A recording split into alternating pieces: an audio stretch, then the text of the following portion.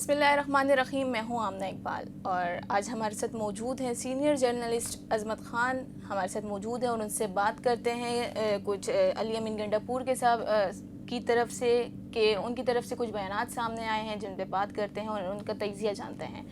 जी sir, आपका बहुत बहुत शुक्रिया, आपने हमें अपना वक्त दिया। और बताइए इस बारे में कि अली अमीन गंडापुर ने कुछ बयानात दिए हैं और उस पर जो है वो अता तारड़ साहब का कुछ उनका मौक़िफ़ आया है, इस पर आप क्या कहते हैं?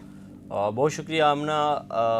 असल में ये सीएम खैबर पख्तूनख्वा हैं और पाकिस्तान तहरीक इंसाफ के ज़िम्मेदार हैं, लीडर हैं उनके। लेकिन मुझे कभी कभी यूँ लगता है कि ये अगर कौंसलर का इलेक्शन भी लड़ें तो ये अखलाकियात की बुनियाद पर इनको डिसक्वालीफाई किया जाना चाहिए कि इनकी ज़ुबान जो है वो बिल्कुल इस तरह की ये रफ़ लैंग्वेज यूज़ करते हैं कि बंदे का दिल करता है कि उस महफ़िल से उठ के चला जाए जिसमें ये बात कर रहे होते हैं। इतनी गंदी फोशगोई से ये बात करते हैं। स्टेज की दुनिया पे आके जब ये बात कर रहे होते हैं तो यूँ फ़ील होता है कि जैसे गली मोहल्ले या थड़े पे बैठे हुए कोई शख्स गुफ्तगू कर रहा है। किसी तौर भी नहीं लगता कि अली अमीन गंडापुर जो है वो एक सुलझे हुए सियासतदान हैं। सुलझे हुए कभी लफ्ज़ काट देते हैं, लेकिन किसी तौर पे मुझे कभी कभी यूँ भी नहीं लगता कि ये सियासतदान है। सियासतदान बड़े सुलझी हुई गुफ्तगू करते हैं, बड़ी नपी तुले अंदाज़ में दलील के साथ बात करने वाले लोग होते हैं। ये किस तरह से गुफ्तगू करते हैं मुझे तो कम से कम ये आज तक हज़म नहीं हुआ है। बल्कि अभी गुज़िश्ता दिनों कराची यूनिवर्सिटी में इजलास हुआ तो एक साहब ने सख्त अंदाज़ में गुफ्तगू की, उसी अंदाज़ में गुफ्तगू करने की कोशिश तो उन्होंने खैर नहीं की थी। लेकिन यह है कि वहाँ पे ये नारे कसे गए, ये बात की गई कि आप अली अमीन गंडापुर के तर्ज पे बात ना करें। तो ये कोई अच्छी शोहरत नहीं है उनकी मार्केट में भी और पढ़े लिखे लोगों में भी। लेकिन पाकिस्तान तहरीक इंसाफ न जाने क्यों उनको अब तक बर्दाश्त कर रही है, ये मेरी समझ से बालातर है। बिल्कुल। और सर, अता तारड़ का इस पर एक मौक़िफ़ है, वो कह रहे हैं कि अली अमीन गंडापुर गोली चलाने और लाशें गिराने का बयान और अपनी नाकामी एतराफ़ कर रहे हैं। इस पर अता तारड़ का ये कहना था कि उन्होंने गोली चलाने और लाशें गिराने का कहा गया है, जो कि बहुत ही गंदा उन्होंने मौक़िफ़ दिया है अपना। तो इस पर आप क्या कहते हैं? देखो, अता तारड़ साहब का ये जो मौक़िफ़ आया है वो न्यूयॉर्क में बैठे हुए हैं, ज़ाहिर है अपनी पार्टी को रिप्रेजेंट करते हैं और बयानात देते हैं और रद्द अमल का इज़हार करते हैं। उनका मौक़िफ़ पूरी पाकिस्तान मुस्लिम लीग का मौक़िफ़ होता है।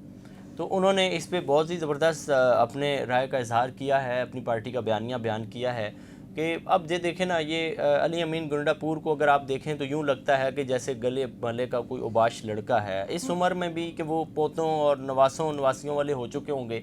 लेकिन उनकी हैयत जो ज़ाहरी हैयत है उसको देखें आप, इतनी बड़ी बड़ी जुल्फ़ें हैं। भाई आप दादा नाना की उम्र के बंदे हैं और एक वज़ीर आला की हैसियत रखते हैं आप, इस तरीके से आपने अपना गेटअप रखा हुआ है। तो वो मतलब जिस तरह का उनका गेटअप है तो वो उसी से कहते हैं ना कि इंसान जब सामने से आ रहा होता है और उसका लिबास और उसका ज़ाहरी हैयत जो है वो बता रही होती है कि ये शख्स क्या है, इसके अंदर क्या मौजूद है। तो मतलब एक तो ये उनका बज़ाहिरी हुलिया बता रहा होता है कि लुच्चे लफंगों वाला। ठीक है, जुल्फ़ें नौजवान लड़कों पे सूट करती हैं, लेकिन अगर बूढ़ा शख्स इस तरह की और इस तरह की हरकतें साथ में करे तो डेफिनेटली इनको लुच्चा लफंगा टाइप की चीज़ समझ आती है।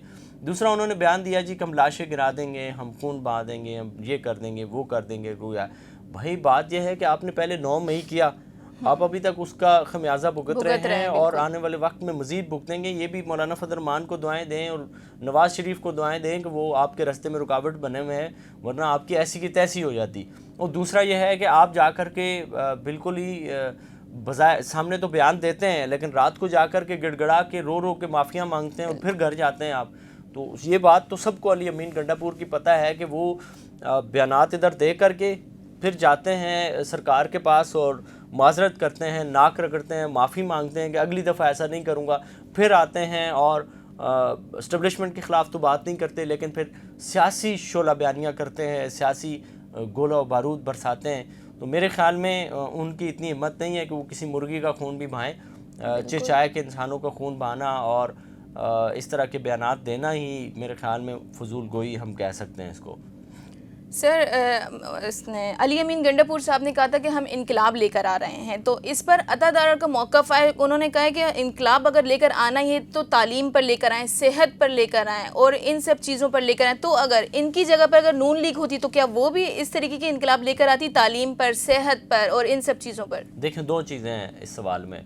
ایک تو یہ ہے کہ جو اس نے اتنی لچر لفنگا اور فضول گوئی کرتے ہوئے اس شخص نے یہ والے سارے بیانات دیے اور آخر میں آ کے کہا انقلاب لاؤں گا، تو اس کا یہ مطلب کبھی بھی نہیں تھا سی ایم کے پی کا کہ ہم انقلاب لائیں گے، ہم بچوں کو پڑھائیں گے، ہم ہنر لے کر کے آئیں گے، ہم تعلیم کے شعبے میں بے بہا ترقی لائیں گے، صحت کے شعبے میں بے بہا ترقی لائیں گے۔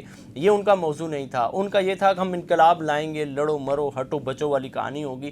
تو اس پر عطا تارڑ نے ان کو کہا کہ حضور اگر انقلاب لے کر کے آنا ہے تو عوام کے لیے لے کر کے آئیے، عوام کی فلاح و بہبود کے لیے کچھ پروگرامات کیجئے، ان کی تعلیم و صحت کے لیے آپ کچھ چیزیں کو ڈیولپمنٹ کے پروجیکٹ لے کر کے آئیے۔ تو عطا تارڑ کا بیان اس ضمن میں اس کی طرف تھا کیونکہ اس نے تو اسی طرح 9 مئی کے چیزوں کا اعادہ کرنے کی کوشش کی ہے جس پہ انہوں نے اس کو قدغن کیا ہے اور انہوں نے اس پہ تنقید کی ہے، اس کو ٹھہرایا ہے۔ اب دوسرے سوال کی طرف آتا ہوں کہ آپ نے کہا کہ کیا مسلم لیگ نون بھی یہی کرتی؟ تو میرے خیال میں اس وقت صرف میں ہی نہیں بلکہ تقریباً ہر تجزیہ کار جو پنجاب کی صورتحال کو جانتا ہے وہ یہ سمجھتا ہے کہ مریم نواز شریف بہت تیزی کے ساتھ اگر چاروں صوبوں کے ایڈمنسٹریٹرز کو دیکھیں اور وزیر اعلیٰ کو دیکھیں تو سب سے زیادہ وہ بینگ اے لیڈی ہوتے ہوئے بھی بہت زیادہ ایکٹیو جا رہی ہیں، بہت زیادہ دبنگ قسم کے فیصلے لے رہی ہیں، ترقیاتی کام ہوں تب بھی، خواتین کے لیے کام ہو تب بھی، بچوں کے لیے ہو تب بھی، مطلب وہ بہت تیزی کے ساتھ کام کر رہی ہیں۔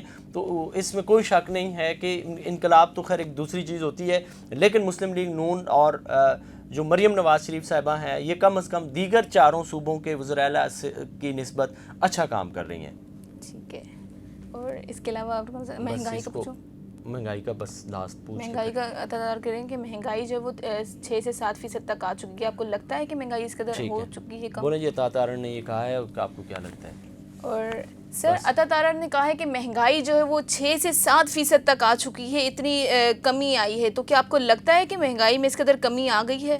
دیکھیں ضروری نہیں ہے کہ ہم عطا تارڑ کی ہر بات کو ہی تسلیم کر لیں، اس میں عطا تارڑ نے بالکل غلط بیانی سے کام لیا ہے۔ کہاں 32% سے ان کے دور حکومت میں کوئی شہد کی نہریں، دودھ کی نہریں نہیں بہی ہیں، اور پیٹرول کی قیمتوں کے بارے میں ایک پروپیگنڈا کیا جاتا ہے کہ اوپر جا رہی ہیں پھر 2 دن بعد نیچے آ جاتی ہیں، لیکن اس کی مد میں جو لوگوں نے کرائے بڑھائے ہیں وہ نیچے نہیں آتے، جو لوگوں نے روٹی آٹے دال چینی کی قیمتوں میں بھاؤ بڑھائے ہیں وہ واپس نہیں آتے، یعنی کہ ایک عام آدمی کو کوئی ریلیف نہیں ملا ہے، کوئی ایسی چیز عام آدمی کی زندگی میں ایڈ آن نہیں ہوئی ہے کہ ہم یہ سمجھیں کہ عطا تارڑ نے یہ بڑا اچھا بیان دیا ہے، مہنگائی 7% پہ آ گئی ہے۔ اگر چلے مان بھی لیا، ایک لمحہ موجود میں ہم نے یہ مان لیا کہ مہنگائی 6 سے 7% آ گئی ہے، تو کیا یہ غریب کے لیے خوشی کی خبر ہے؟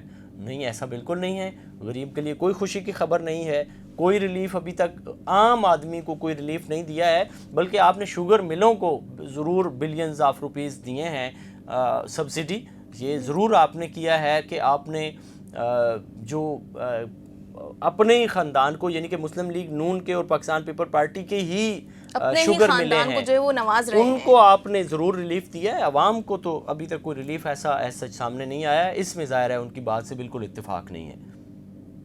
ٹھیک ہے، بہت شکریہ عظمت خان صاحب، آپ نے اپنا وقت دیا، اور آپ بتائیے گا اس ولاگ کے بارے میں اور اپنی کمنٹ سیکشن میں اپنی پارٹی کے بارے میں بتائیے گا، آپ کس پارٹی سے جو ہے وہ ریلیٹ کرتے ہیں اور کس سے آپ ان کے بارے میں اپنا پوائنٹ آف ویو بتائیے گا۔ مجھے دیجیے اجازت، اللہ حافظ۔